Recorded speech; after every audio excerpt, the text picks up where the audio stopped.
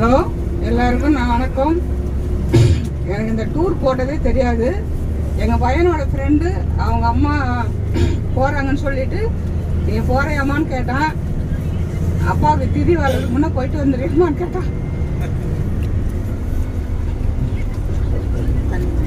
காசியில் போயிட்டு வந்துட்டு ராமேஸ்வரம் போனோம் அப்பாவுக்கு திதி கொடுக்கறதுக்கு.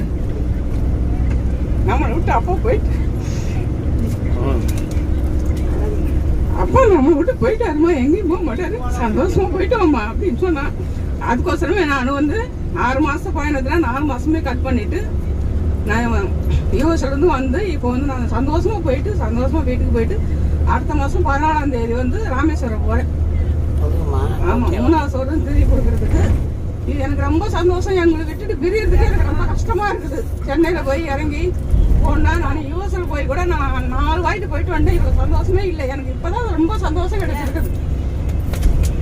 எங்க வீட்டுக்கார ஆத்மா சாந்தி அடையிறதுக்கு போச்சு நான் வந்தேன் அங்க இருந்து. ஆனா அமெரிக்கால இருந்து யூஎஸ்ல போயிட்டு எங்க வீட்டுக்கார ஆத்மா சாந்தி அடையணும், அதுக்கோசரமா நம்ம காசிக்கு போயிட்டோம். என் ஃப்ரெண்டு தான் அவங்க வரணும்னு நினைச்சது, வர முடியாம போயிடுச்சு. அவங்களுக்கு தான் திடீர்னு ஹார்ட் அட்டாக் மாதிரி ஆயிடுச்சு. அதனால வர முடியல. எனக்கு ஆண்டவன் எப்படி இந்த இதாக கொடுத்தான்னு தெரியல. இந்த காசிக்கு வர்றதுக்குன்னு எனக்கு எங்க வீட்டு சார்பிலேயே நான் ஃபர்ஸ்ட் தான் இப்போ வந்திருக்கிறாங்க.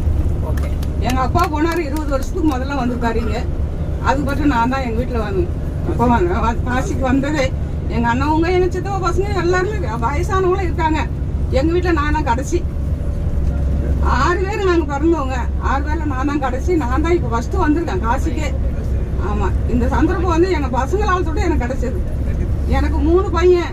பெரிய பையன் யூஎஸ்ல இருக்கிறான், 2வது பையன் சவுதியில இருக்கிறான், 3வது பையன் சென்னையில வேலை செய்யறான்.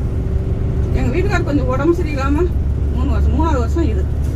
ஆனா பிரிஞ்ச நாளே கிடையாது. இப்பதான் நாங்க இந்த 3 வருஷத்துல அதான் 38 வருஷத்துலயே பிரிஞ்சது. இப்பதான் ஒரு நாள் கூட என்னை விட்டுட்டு அவர் பிரிஞ்சதே கிடையாது. அவர் விட்டுட்டு நான் பிரிஞ்சதே கிடையாது. நாங்க சின்ன மளிகை கடை வச்சுதான் வியாபாரம் பண்ணோம்.